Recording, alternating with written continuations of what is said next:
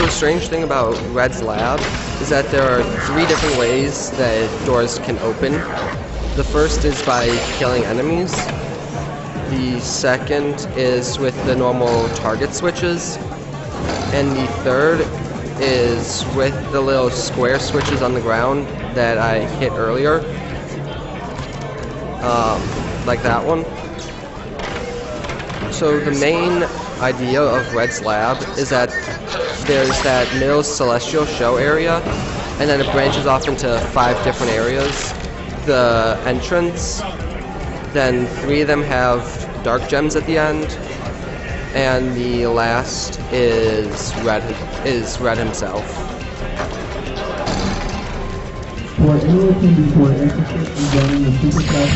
that's interesting you say that there's doors that open when all the enemies die, because I know if I'm developing a facility and I have all my guards, I'm going to install chips in their hearts so that when they all die, the doors unlock, so whoever killed them now has further access further into the facility. That's great sense right there. The only reason you guys to check in like this is because this list is compiled from yesterday and you don't want to waste precious time having it. So that dark gem actually has another way you can get it. I'm not entirely sure if it's faster right now,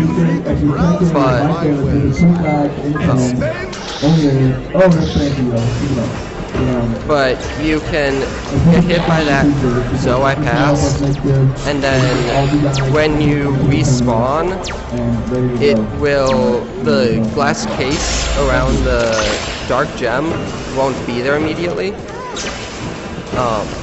So right now I'm running back through this because I forgot to hit the Moneybags teleport at the Celestial show. So normally after getting each dark gem, you warp back to this area and then just hit switches, and then you can get to the next area quicker.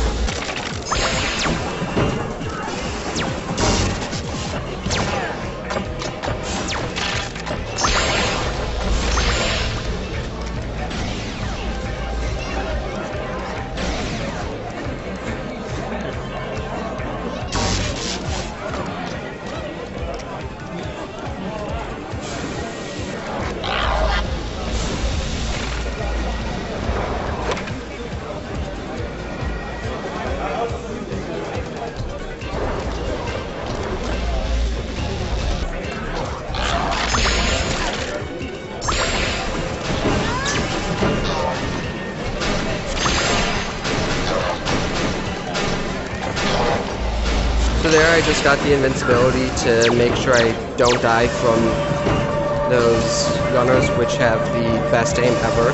They just turn and shoot at each other.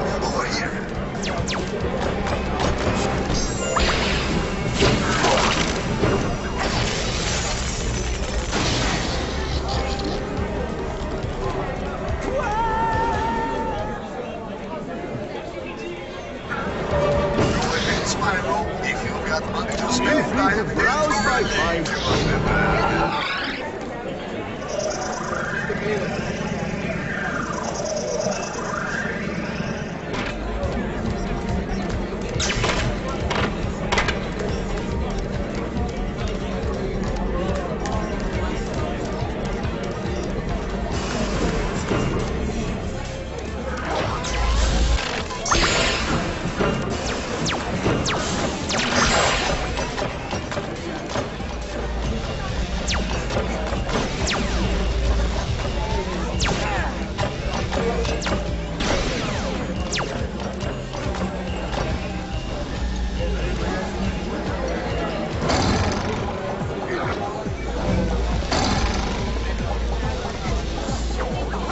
So back on one of the pistons, the first one, when I jumped, it looked like Spyro was still in his jump animation while he was being pushed up, which I don't know why Spyro would do that.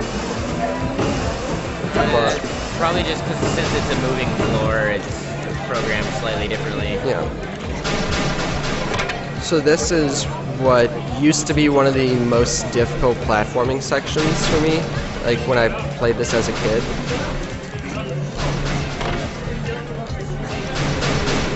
These like flatteners, I never thought to just jump around. And the strange thing with those spin pools, the second one won't actually land you onto the third one like every other spin pool in the game. So you can instead just glide over the third one and skip it.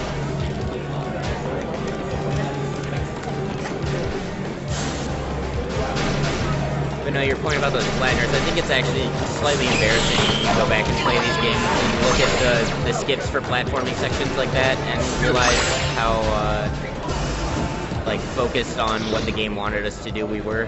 Yeah. So now that I've destroyed all 40 dark gems, I'm going to the final boss now, which you would expect to be red, but it's red in a slightly different manner than before.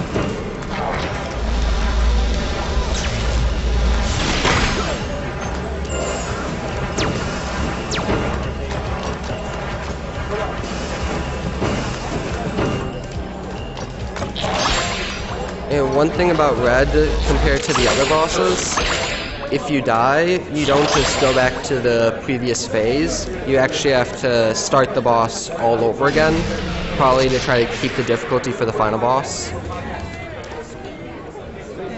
But he actually is not that difficult at all. Red is probably a harder boss than this final boss. I thought I could stop him after you had weakened him. So it turns out that the professor, after digging his way into Red's lair, got kidnapped, and he is the one who has put the armor onto all the minions, making our way here 10 times more difficult. And the professor is not done yet with making it more difficult for us than it has to be. So, Spyro, have you returned to fight me? Like every NPC's goal in this game, like it just seems like everyone's telling Spyro, hey, Yeah. go do this for me. I know you're trying to do something else, but take 5 minutes and kill those rock guys for me.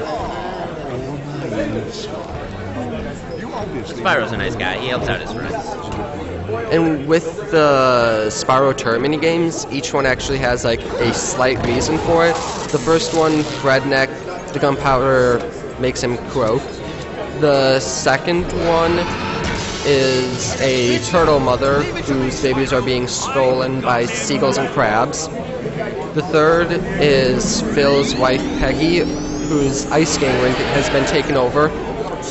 And the fourth is a walrus, like, naval sort of guy, and he just wants you to stop the Norks from escaping.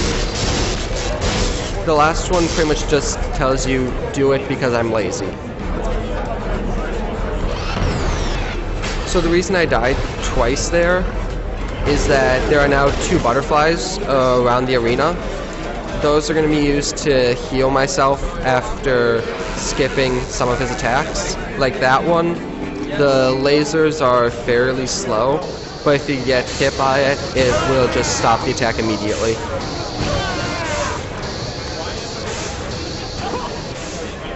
So for this first phase, your goal is just to light all the rockets. They'll all hit him. He dies, or gets hurt.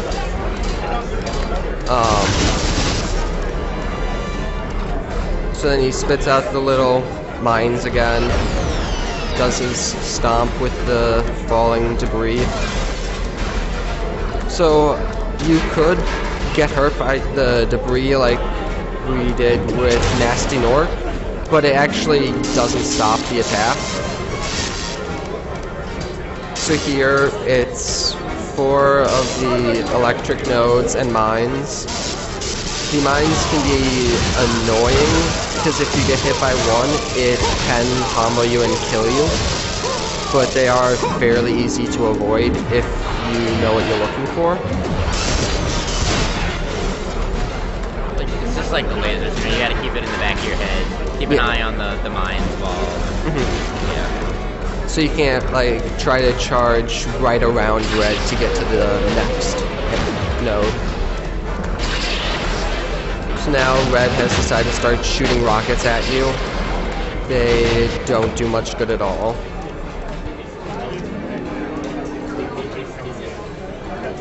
And then this part is RNG for where the switch appears. Awesome. But, oh boy. You actually have to recycle this last phase. The game will not let red die in 2 cycles.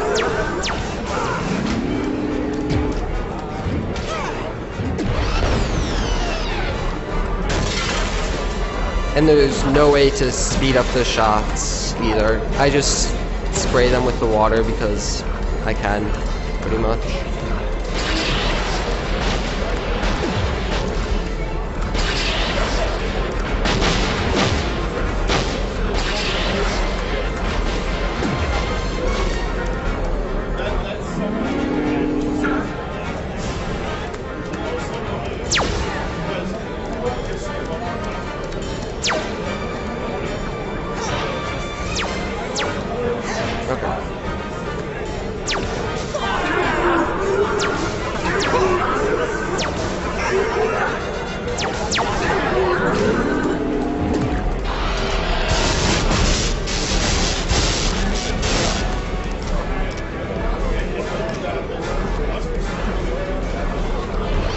So right now he has more health than he should, because it took me a little longer to actually hit the switch due to both bad RNG, the shots, and just actually hitting the switch itself.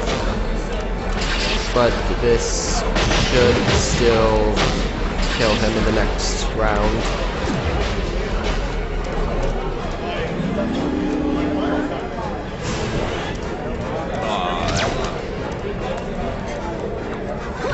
Time is coming up.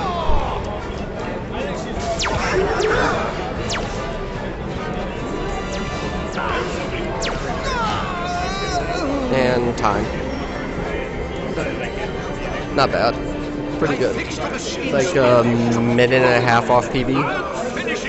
That's really good for a marathon run.